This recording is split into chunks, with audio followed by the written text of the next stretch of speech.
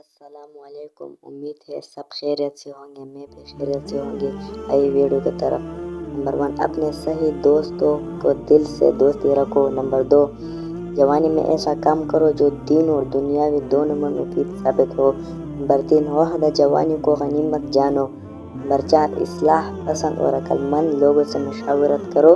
Number 5، اچھے کاموں میں پوری صحیح کرو۔ نمبر 6، خرد مند اور ہوشیار لوگوں سے مل جل رکھو۔